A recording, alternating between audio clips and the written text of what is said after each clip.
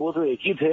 हाँ, लेकिन हाँ, ये जरूर कहूंगा कि मेरा एक हक बनता है, बिकॉज मैं उनका उत्तराधिकारी तो हूँ।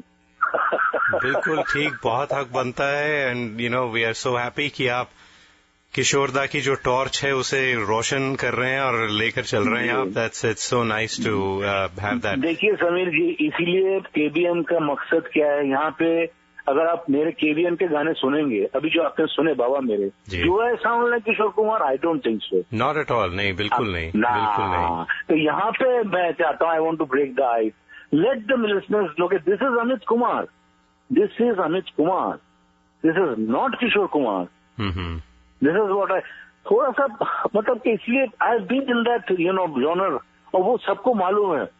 अभी आज भी मुझे कुछ लोग बहुत बोलते हैं, आप एकदम आंख बंद करो तो किशोर कुमार लगता है, कुछ बोलते हैं नहीं आपको तो यू आर नॉट इवन 5%। वो तो सुनना पड़ता है, ठीक है, that I am used to it. That is why मेरा मेन मकसद है how to sound original like myself. तो Amit, you know, I'd like to shift gears and Kishoreda की इतनी बातें हो रही हैं, और जाहिर है कि जब भी आप कभी इंटरव्यू देते होंगे तो जितनी बार अमित दा का नाम आता होगा उतना ही शायद किशोरदा का नाम साथ में जुड़ता होगा। तो किशोरदा की बात करते हैं तो ऑब्वियसली यू नो आप उनके साथ, आप उनसे इंस्पायर्ड हैं। तो क्या 2 या 4 ऐसी बातें हैं जो आपने सीखी, जो किशोरदा ने आपको सिखाई? किशोरदा अगर नहीं होते तो मैं कहाँ होता जी। आप देखिए, अगर वो मुझे लाते नहीं, he was the person who gave me a platform. Though I started singing his songs from Calcutta, that was in the early 70s, 69, जब कहते हैं कि आराधना से he made a comeback, which is a fact, as a full-fledged playback singer। उन दिनों में कलकत्ता में रहता था, कलकत्ता में मैं गली गली में गाना गाता था, और वहीं से मेरी शुरू है, तो बाबा के गाने गाता था मैं। 500 रुपए, 800 रुपए, 1000 रुपए, एक दफा 15,000 रुपए मिल गया, तो मैंने फोन करके बोला मुझे 15,000 मिला, तो ही वॉज वेरी हैप्पी। अच्छा। फादर है नो, तो उन्हीं के गाने गाता था। तो ही हैज, उनको जब मालूम पड़ा, मेरी मम्मी ने फोन किया है कलकत्ते से कि आपका जो लड़का है तो मारा फिरता है, आप ही के गाने गाता है, पढ़ाई लिखाई में ध्यान नहीं है उसका, बिल्कुल। तो he was very happy. My father said very good, मैं आता हूँ Calcutta. He came to Calcutta to just to watch me उन दिनों, एंड ही सॉ शो, एक शो था मेरा वहाँ पे, कोई बैंक का शो था, मुझे याद नहीं है, 1972-73 में। अच्छा।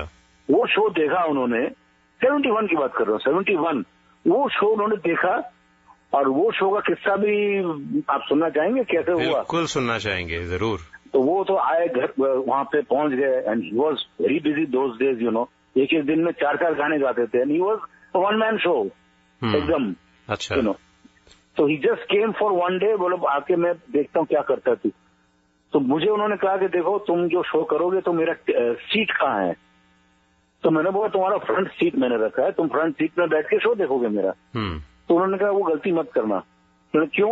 या कोई तुमको देखेगा नहीं, सब मेरे तरफ देखेगा। मेरी बीवी हंस रही है बाजू में से, शी इज ऑल्सो लाफिंग। तो ये सही बात है। तो वो मैंने कहा he is right, experience man no. तो मैंने कहा कि तो फिर क्या करूं? बोले मुझे कहीं विंग्स के पीछे ऊपर कहीं रख दो, वहां से कोई किसी को पता नहीं चलना चाहिए किशोर कुमार आया है। तो वैसा ही किया हमने।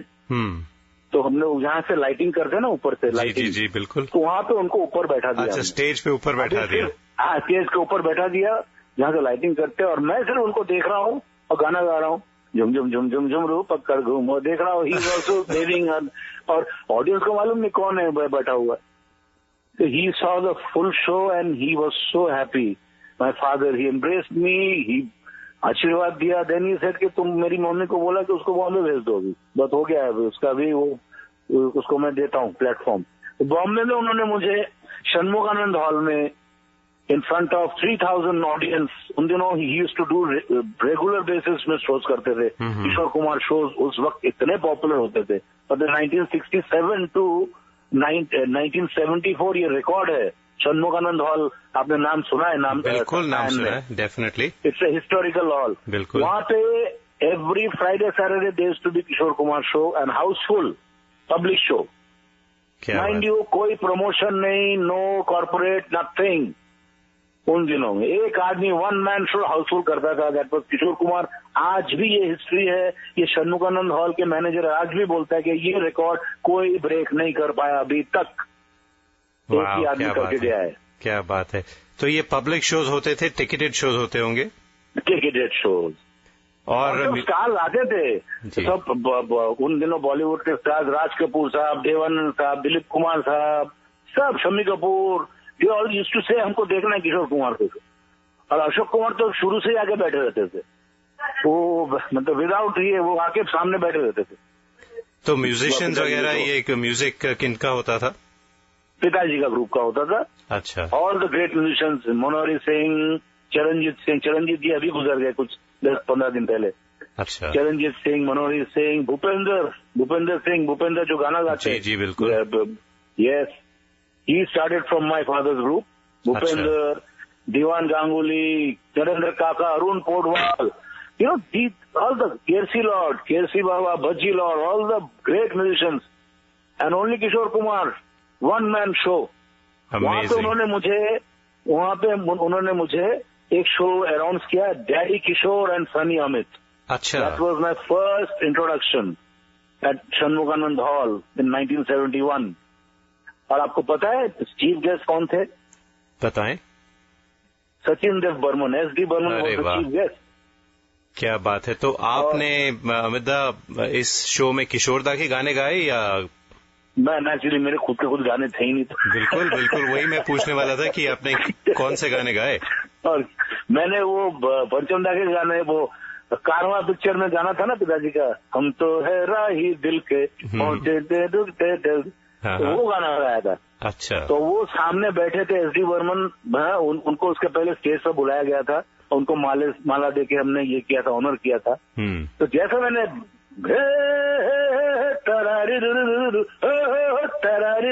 ऐसा किया तो एकदम से माला लेके जो फेंका था मेरे ऊपर, अच्छा, वो स्लो मोशन में आके माला मेरे ऊपर आके गिर गया एकदम।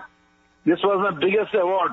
क्या बात है, ब्यूटीफुल, बहुत ही अच्छा। स्टेज, उस स्टेज पे आके उन्होंने भाषण, उन्होंने बोला, मुझे आशीर्वाद दिया, बोला किशोर तेरा लड़का बहुत अच्छा है, अच्छा गाता है, लय में थोड़ा प्रॉब्लम है, पंचम के पास भेज दे। अरे लय में थोड़ा प्रॉब्लम है, पंचम के पास भेज दे, भेज दो, ठीक हो जाएगा।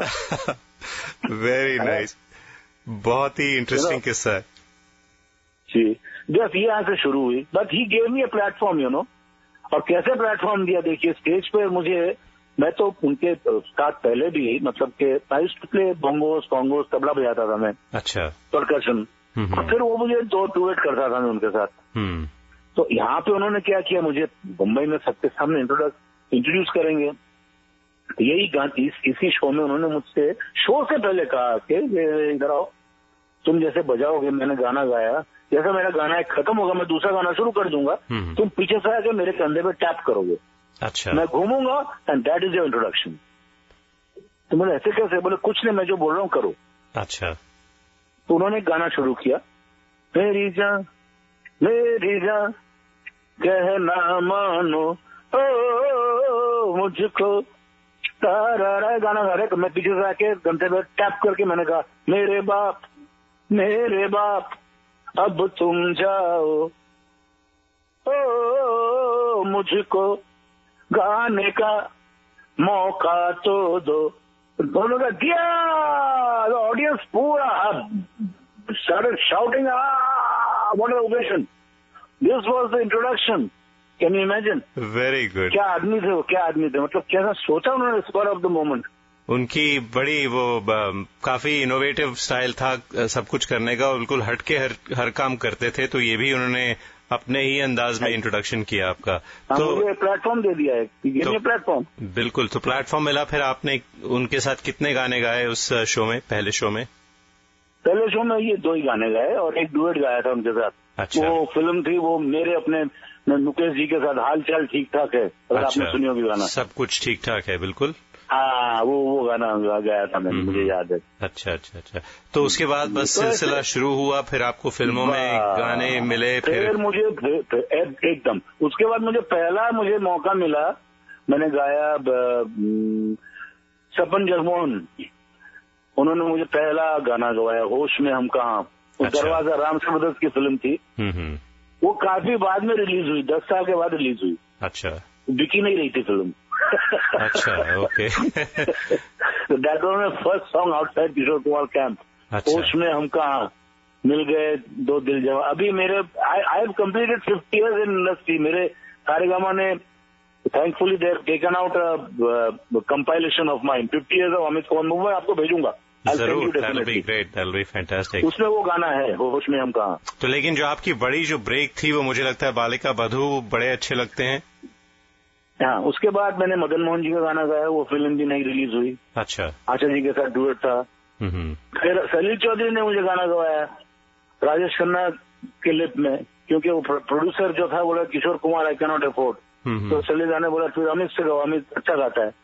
हाँ, बजट भी कम होगा, पैसा भी कम खर्चा होगा, मैं उससे काम ले लूंगा। अच्छा। वो गाना अभी यूट्यूब में आपको सुनने को मिलेगा, सलील का, हमको किसने जाना है हम किसी को क्यों जाने। Fantastic song. ओके। वो भी पिक्चर रिलीज नहीं हुई। अच्छा। उसके बाद जान हाजिर है करके एक फिल्म में मैंने गाना गाया था, जो विजय आनंद साहब प्रोड्यूसर थे, गोल्डी आनंद जी, और जय कुमार पाटे कल्याण जी आनंद जी के असिस्टेंट थे, वो म्यूजिक डायरेक्टर थे। अच्छा। जिसमें मैं, दिलराज कौर और मनहर उदास, हमने फर्स्ट पहला कदम रखा था हमने। वो गाने चले, पिक्चर नहीं चली। अच्छा, ओके। उसके बाद आया बड़े अच्छे लगते हैं तो वो बाद में आया नंबर 4। अच्छा। 4 नंबर में आके मुझे ये गाना मिला, बालिका बधू जी। पंचमदा को पता चला और उन्होंने गवाया। फिर धीरे धीरे वो गाना भी देखिए उस वक्त एकदम से पॉपुलर नहीं हुआ था, आज जाके after 40 years it's a house hold name this song. Definitely. और हमारे शो पर गाता रहे मेरे दिल पर कई लोगों ने हमें भेजा ये गाना वैसे रिकॉर्ड करके। ओह जी, definitely lot of people sing this song. It's such a lovely melody, बड़ा सिंपल सा गाना है फिर भी इतना मीनिंगफुल गाना है। तो फिर आपका सिलसिला जारी रहा, फिर लव स्टोरी मिली आपको, और फिर क्या बात है कुर्बानी, और हाँ बहुत बहुत बहुत तेरी कसम तेजाब, लक्ष्मीकांत प्यारेलाल जी, लक्ष्मीकांत प्यारेलाल, राजेश रोशन, कल्याण जी आनंद जी, और तिरछी टोपी वाले शायद कल्याण जी आनंद जी का म्यूजिक था उसमें। देखो कल्याण जी आनंद जी, त्रिदेव जी जी जी। That was much later. First was love story. Love story in true sense मैं कहूंगा कि आई बिकेम पॉपुलर, मतलब कि बहुत हिट हुआ। हाँ, याद आ रही है तो आपको फिल्म फेयर अवार्ड भी मिला। अच्छा अमिता, मैंने एक बात सुनी है, पता नहीं सच है या नहीं है, आप बता पाएंगे। हमने सुना है कि फिल्म बॉबी के गाने राज कपूर साहब ने आपको ऑफर किए थे और आप उसमें इंटरेस्टेड नहीं थे, क्या ये सच बात है? हाँ, ये भी हुआ था, पहले हुआ था। अच्छा। मैं घबरा गया था। घबरा गए थे आप? वो हाँ, घबरा गए थे, मैं एकदम घबरा गया था। मुझे लक्ष्मी जी आए थे घर पे और मुझे रिहर्सल भी करवाया था और मैं ठीक से गा नहीं पाया था। अच्छा। मैं शायर तो नहीं गाया था मैं, लेकिन घबरा गया था मैं। फिर पिताजी तो वो चले गए लक्ष्मी जी, फिर वो मतलब मुझे एक मौका दिया गया था विच आई लॉस्ट। अच्छा। You know, it's like that. That made Shailendra Singh what he is today. No, that is Shailendra Singh is another original singer. I would say. Definitely. My very good friend. वो भी आए थे release में. I really respect him in the sense he's my old buddy. You know, myself, Suresh Vadkar, Shailendra Singh. We all started that time. You know, all great friends. तो ये है, this is not very important. Important है कि मैं डर गया, घबरा गया, अच्छा नहीं, वो उसके इसमें लिखा था, it was written for him, it was his destiny and he deserves it, he deserved it. लेकिन ये एक कहावत है ना कि you always get a second opportunity. Definitely बिल्कुल। That Panchamda give me. तो पंचमदा और आपका बड़ा ही करीबी रिश्ता था, किशोर दा का और पंचमदा का, क्या क्या गाने दिए उन्होंने हमें, तो क्या खास बात थी उस रिश्ते में पंचमदा के साथ या एस डी बर्मन? पंचमदा देखिए, बर्मन फैमिली शुरू से ही हमारे साथ बहुत करीब के थे। मतलब I am talking about if you go back to the early 40s, from S D Burman and Ashok Kumar, they had very good relation.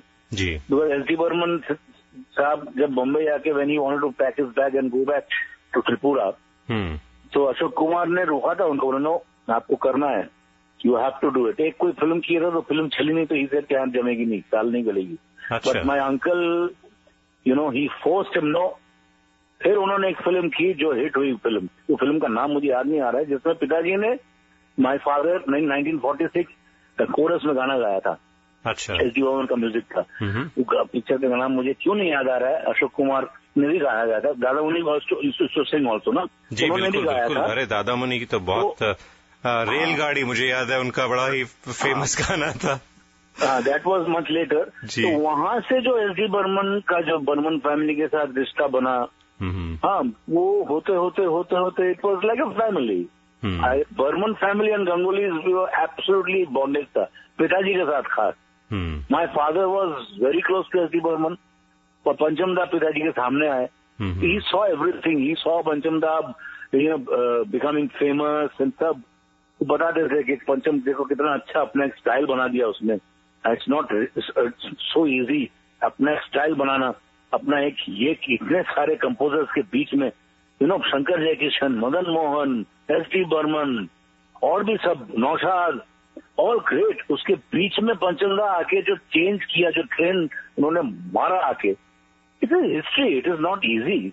He proved it. Totally transformed how people listen to music. मेरे ख्याल से उन्होंने बिल्कुल एक नई change कर दिया, पूरा माहौल ही चेंज कर दिया। एक नई जनरेशन इंस्पायर की, मुझे लगता है उन्होंने बिल्कुल हट के वो बिल्कुल अलग पाथ पे गए, और जिस तरह से कामयाबी मिली वो उसकी क्या कहें। हालांकि he took the western influence, okay fine, लेकिन उसको कैसे इस्तेमाल करना with new sounds, hats off to that man. Right, absolutely. He did it, and I was a great fan of him. And my father, वो मेरे पिताजी को बहुत प्यार करते थे। मतलब जब पिताजी को उन्होंने पहली बार देखा था, उन्होंने एक इंटरव्यू में कहा था कि मैंने जब पहली बार किशोरदा को देखा, वो बॉम्बे टॉकीज या कारदार स्टूडियो में गए थे अपने पिताजी के साथ, मतलब एस.डी. बर्मन के साथ जी। तो पंचम ने बोला था वहां पे एक दीवार पे एक आदमी बैठ के सबका नकल कर रहा था। तो वो बोले कौन है ये आदमी, पागल जैसा कर रहा है। तो एस.डी. बर्मन, ये अशोक कुमार का भाई अच्छा गाता है किशोर। तो सबको वो एंटरटेन कर रहे थे। कौन? मेरे पिताजी। तो पंचम ने बोले यार ये अजीब कैरेक्टर है, इसे देखना चाहिए। तो वहां पे उसने बोला अरे तुम पंचम है ना, तुम तो शकींदा का लड़का है, देखो अभी हमारा टाइम आया नहीं है, अभी हम देखो हम यहाँ दीवार के ऊपर बैठा है, हम भी अशोक कुमार का भाई है, हम भी छोटा मोटा रोल कर लेता है, हाँ लेकिन हमारा टाइम आएगा। तो ऐसा बोल दिया। पंचम ने बोला कमाल आदमी, ऐसा पागल जैसा बात करता है। उसके बाद पिताजी ने जब देखा कि my God this man is full of loaded talent, एकदम फुल लोडेड। फिर धीरे धीरे ही बिकेम हिज फैन। वो बोला कि ये तो ऐसा आदमी, ऐसा सिंगर, ऐसा कंप्लीट एंटरटेनर मिलना बहुत मुश्किल है, ऐसा होगा ही नहीं। और वैसा ही जो उनका जो जमा बाद में चल के Panchamda when he used to compose, बोला कि मैं जब कंपोज करता था मेल ओरिएंटेड सॉन्ग, मेरे सामने में किशोर कुमार मेरे को वो टेक्सचर चाहिए, वही टेक्सचर चाहिए। He always used to keep in mind Kishore Kumar. और तो ऐसा हो गया। किशोरदा की एक खास बात ये थी कि वो जिसके लिए भी गाने गाए, राजेश खन्ना हो तो लगता था बिल्कुल वही गा रहे हैं, अमिताभ बच्चन हो या देवानंद साहब हो। मतलब व्हाट वाज दैट कि किस तरह से वो अपनी वॉइस को मॉड्यूलेट करते थे ताकि बिल्कुल घुस जाए उस आर्टिस्ट के अंदर। बिकॉज वो हिमसेल्फ ही was a great actor, no, वो एक प्लस पॉइंट थी उनमें। वो कुछ न कुछ क्या करते थे only, I think he was definitely God's gift, you have to admit, he was very gifted man.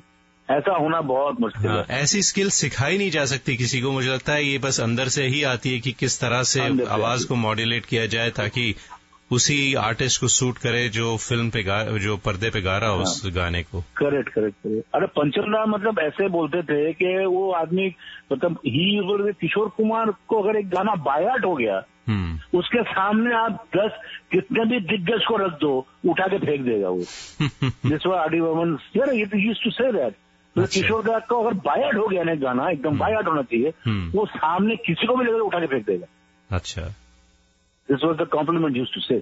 क्या बात है, क्या बात है। बाय हार्ट मतलब पूरा अच्छी तरह से एक बार याद हो जाएगा ना, बाय हार्ट का वो मतलब। हाँ, वो पिताजी थोड़ा सा क्या करते थे ना, वो टेक से पहले मस्ती करते थे, ये सब करते थे। अच्छा। हाँ, टेक से पहले ही वो जब ही गाते थे ना, तो बहुत वो मजाक करते थे, ये करते थे, गलती भी कर रहे हैं टेक में, रिहर्सल में, तो पंचम नाना सब देखो ये सब उनका रिहर्सल है, ये सब टिपिकल किशोर दादा का मस्ती है सब।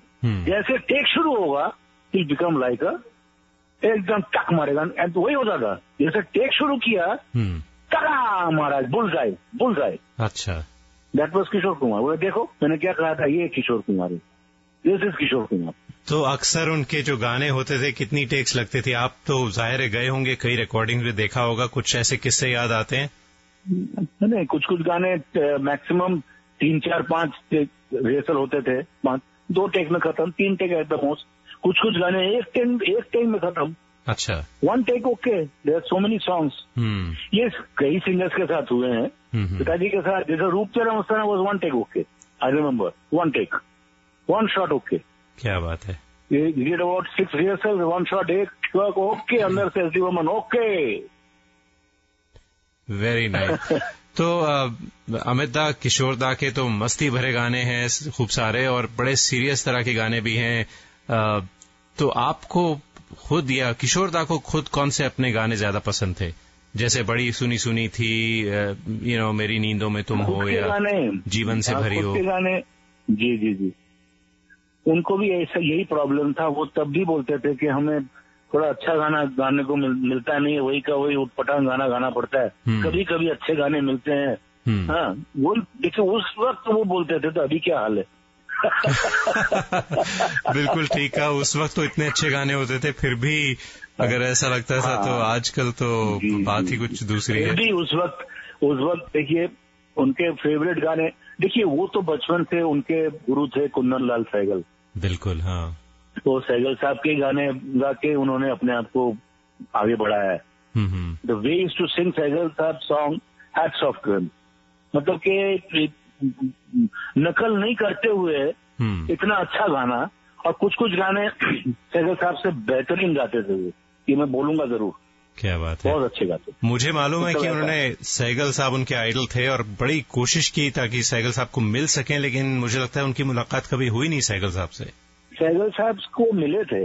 अच्छा। सहगल साहब को मिले थे, बहुत बचपन में मिले थे, दादा मुनि लेके गए थे उनको। अच्छा। अशोक कुमार जी ने एक दफा उन्होंने कहा था दादा मुनि से कि मुझे सहगल के पास, तुम तो उतने बड़े स्टार हो, तो कुछ 9-10 साल 11 साल के थे, 11-12 साल के थे। अच्छा। तो तब वो बोले थे ठीक है सहगल को मैं जानता हूँ, मैं लेके जाता हूँ। तो वो लेके गए पिताजी को, और सहगल साहब, ये सहगल साहब ये मेरे छोटा भाई है, आपका अभी का गाना गाता है, 12 साल, किशोर है इसका नाम। अच्छा। तो अच्छा सुनाओ। तो पिताजी ने गाया था सहगल साहब के गाने उनके सामने। कौन सा गाना था वो पता नहीं, मुझे याद नहीं आ रहा है।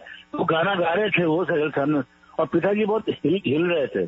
तो बाद में उन्होंने कहा, आशीर्वाद के बोले, तुम बहुत अच्छा गाते हो लेकिन बहुत हिलते हो। हिला कम करो। हिलते हिलते तो उन्होंने अपना करियर बनाया, जिस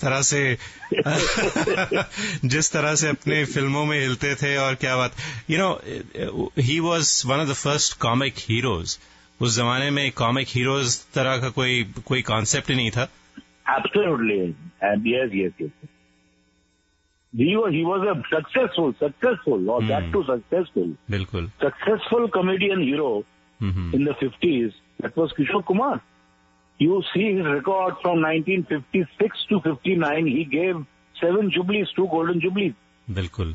तो अमिताभ, किशोर दास साफ कहते थे कि भाई मुझे तो फंसा दिया इन लोगों ने एक्टिंग में।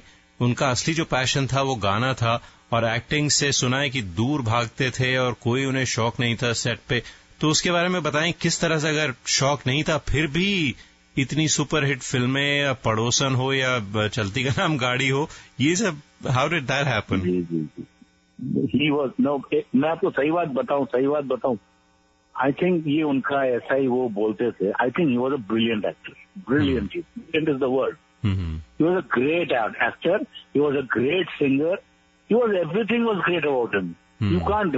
उनके खुद वो बोलते थे, वो भागते रहते थे, वो उनको, हाँ, वो संगीत को पहला स्थान हमेशा दिया उन्होंने।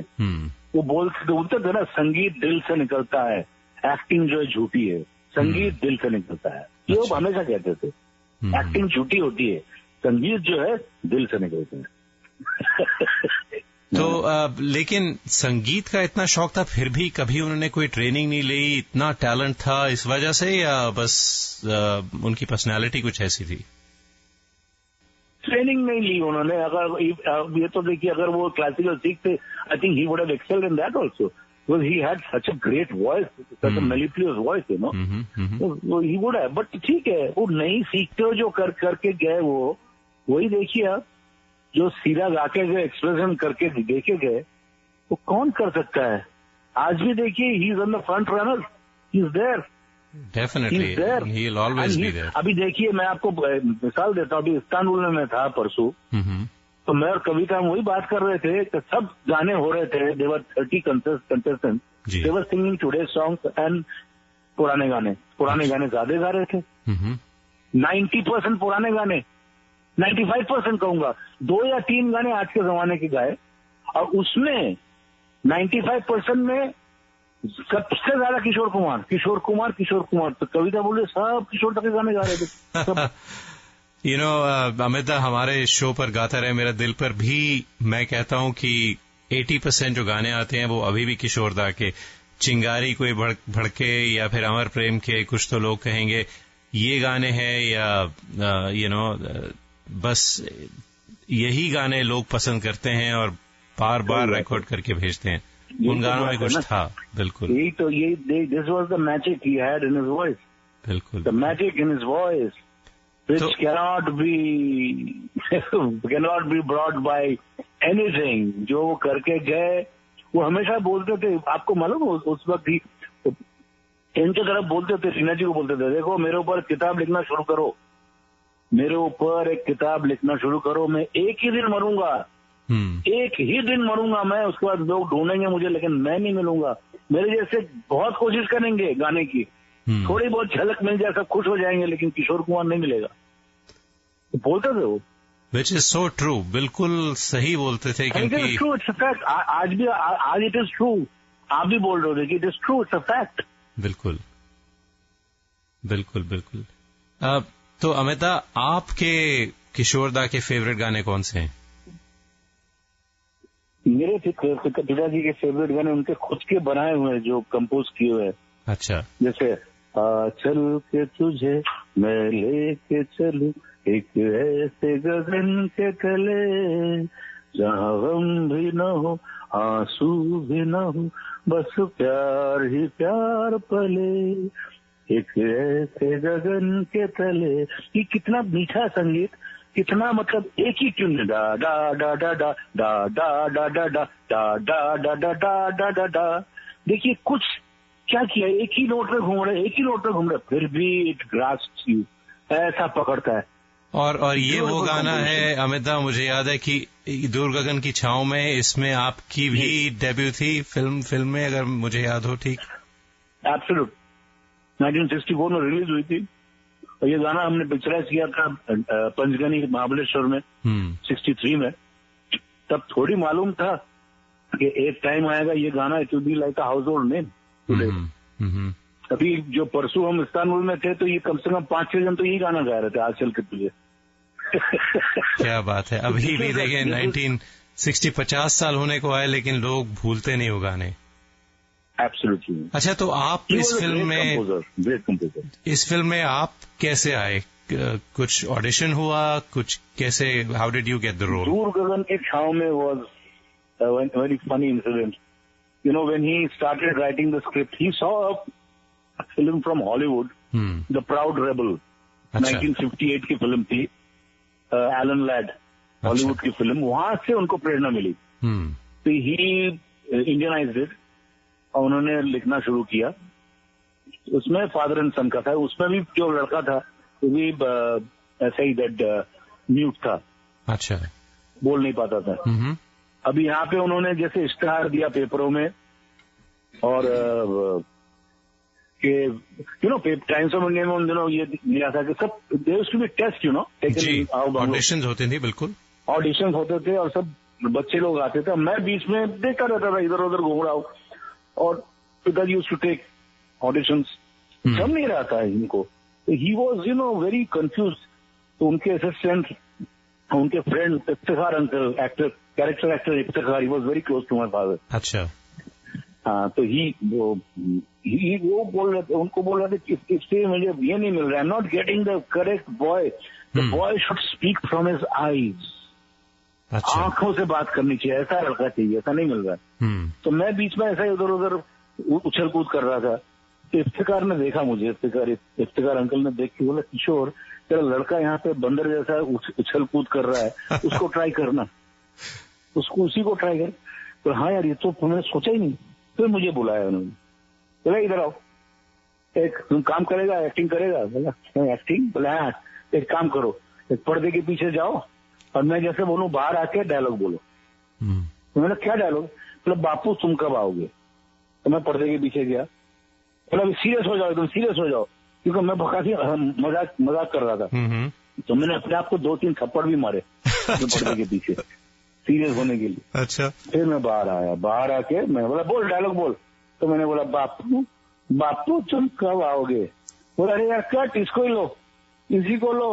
अच्छा। तो ये मैं बैठे बैठे आपकी ऑडिशन हो गई और आपको रोल मिल गया? हो गए, बस 1 महीना तक इतना सब चला, कुछ नहीं हुआ, घर की मुर्गी दाल बराबर मुझे मिल गया। Very nice, very nice. तो हाँ जी अमिताभ, हम बात कर रहे थे आपके पसंदीदा गाना, आपने दूर गगन की छांव में का ये गाना बताया, और कोई और गाने याद आते हैं आपको जो आपके दिल के करीब हो? पिताजी के गाने जी। सिर्फ पिताजी के गाने? पिताजी के गाने आपने या पिताजी के गाने? हाँ, पिताजी के और भी बहुत गाने हैं। देखिए, जैसे कुछ तो लोग कहेंगे मुझे बहुत पसंद है, कुछ तो लोग कहेंगे अमर प्रेम, ब्यूटीफुल सॉन्ग, उसमें पिताजी का भी हाथ भी था। अच्छा। उसमें पंचमदा ने बोला है इंटरव्यू में कि this was compose by Kishore Kumar, but actually इसका अंतरा पिताजी ने बनाया था, मुखड़ा हुआ पंचमदा। अच्छा। तो हाँ, तो ऐसा होता था, कॉन्ट्रीब्यूट।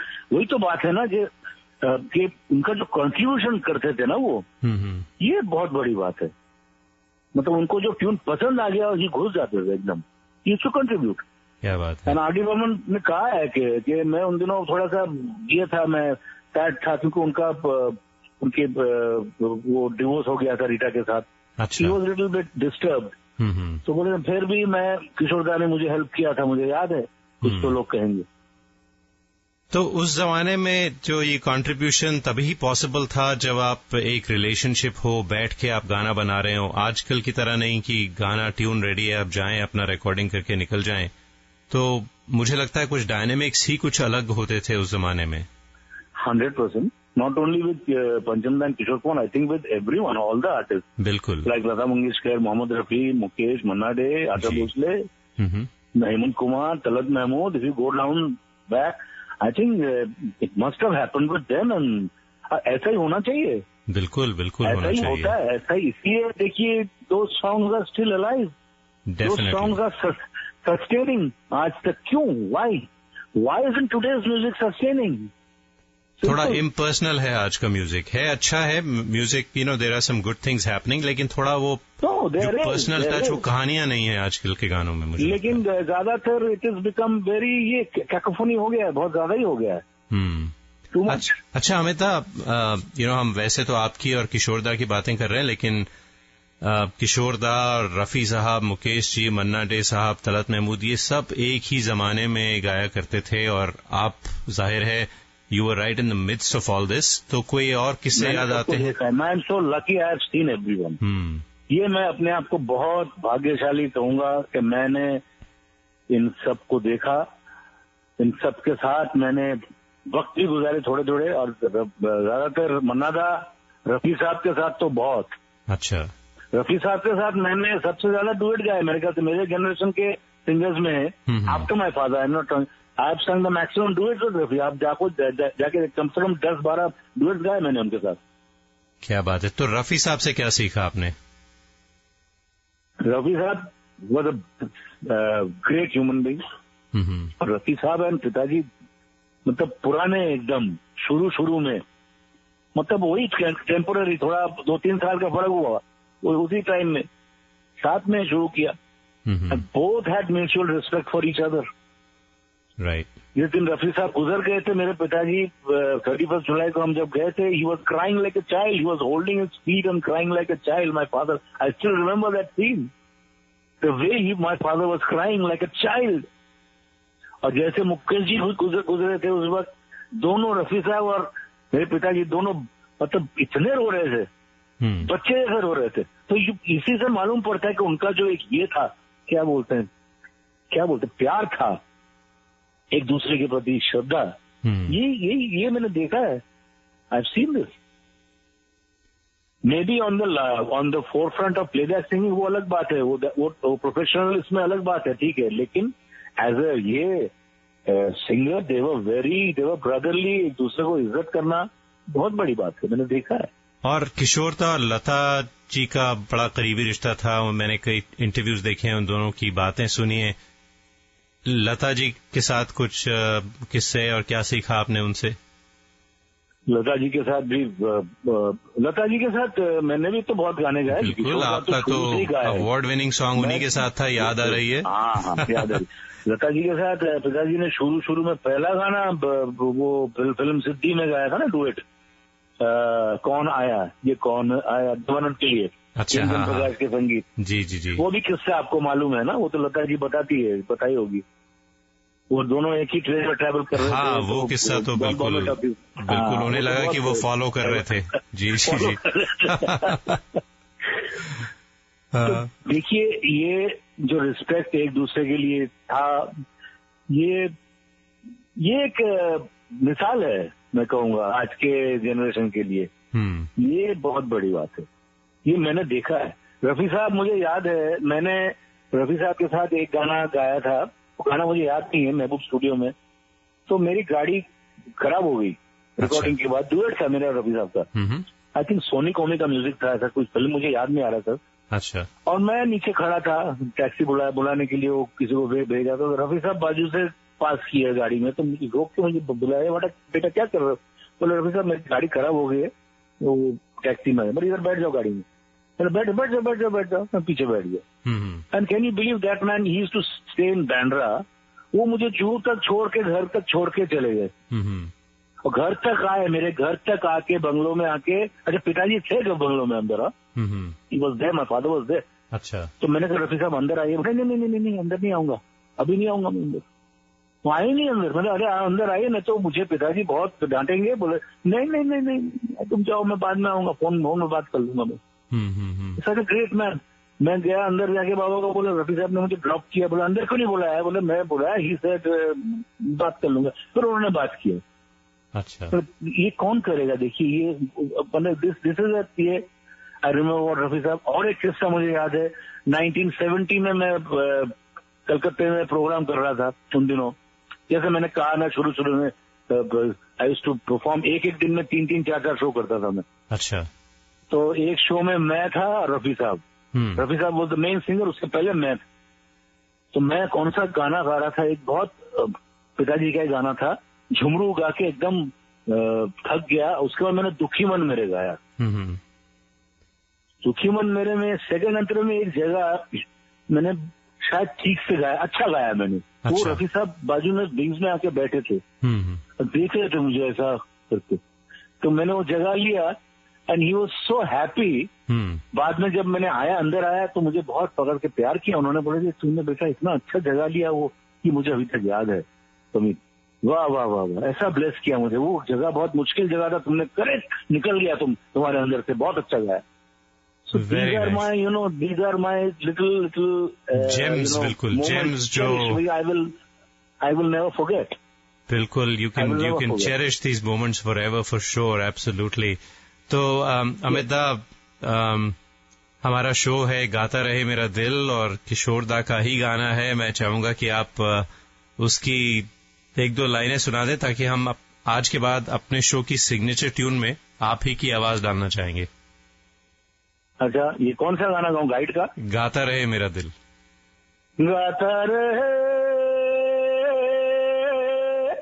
मेरा दिल, तू ही मेरी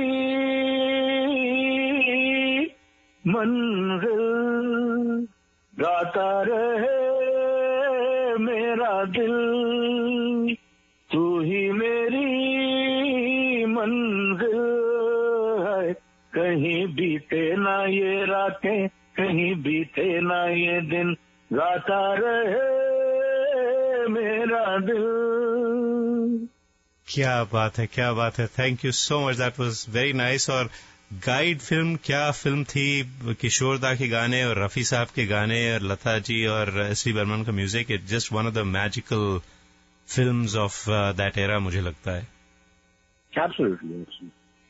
अमित दा, I can't thank you enough. मुझे मालूम है हमने मैं देख रहा हूँ अपना टाइम यहाँ पर कोई 1.25 घंटे का इंटरव्यू किया, मुझे लगा कि अभी 5 मिनट हुए हैं। जैसे बातें इतनी हैं कि खत्म होने वाली नहीं। और करेंगे जरूर, और करेंगे, तो शुरुआत है, और करेंगे, जरूर करेंगे। तो before we go, I just want to go back to Baba मेरे, आपकी एल्बम, और मैं अपने लिसनर्स को याद दिलाना चाहूंगा कि वो सुन सकते हैं। और जो वीडियो है मुक्तिका का और आपका किशोर दा से ड्रीम सीक्वेंस और उनके पुराने गाने जिस तरह से आप लोगों ने बनाया है, उसके क्या कहने। और सब जाएं, देखें और ब्लेस करें इस वीडियो को और इस पूरी एल्बम को। और जी थैंक यू। तो बस बहुत बहुत धन्यवाद आपका, शुक्रिया।